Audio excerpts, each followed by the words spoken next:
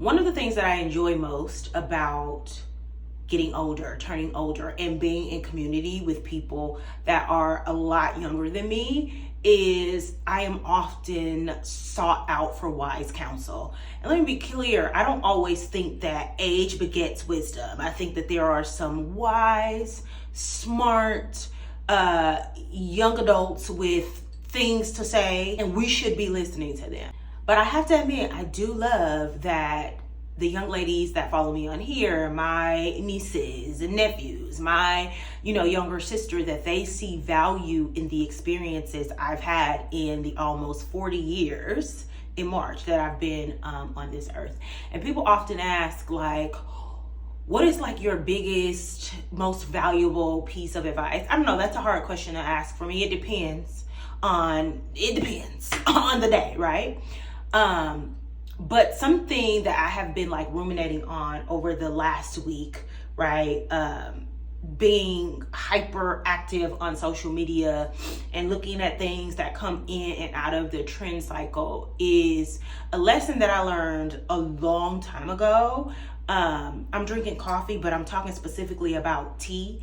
And when I say tea, I mean like your personal business.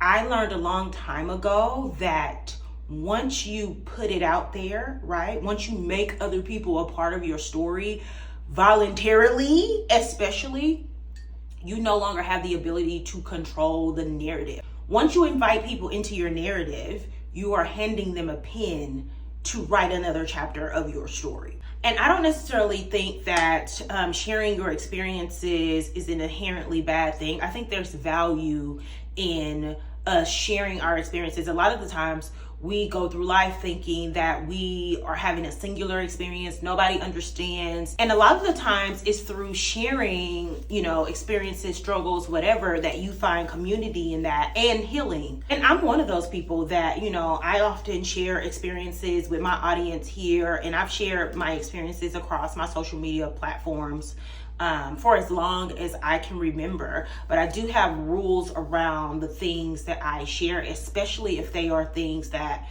cause me struggle or strife or sadness or whatever the case may be. And it's usually I do not, or even if it's something that I'm really excited about, but it isn't, it's still in the process, right? I typically don't share struggles or, stories or whatever about things that I am currently in the midst of going through, right?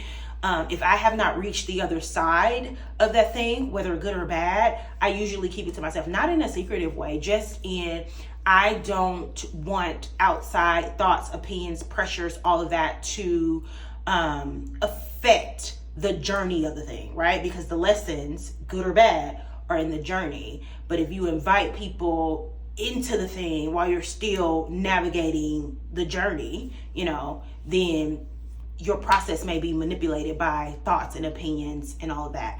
And whether you ask for them or not, once you put stuff out into the ethos, you invite people in. Even if it's just your intention to share it, for it to be motivational, for it to be a teachable moment, your intention matters not when you are sharing it with other people. Because again, as I said in the beginning, it no longer belongs to you. You can put all the intentionality behind how you tell a thing. You could say, I just want this to be teachable. I want this to be informative.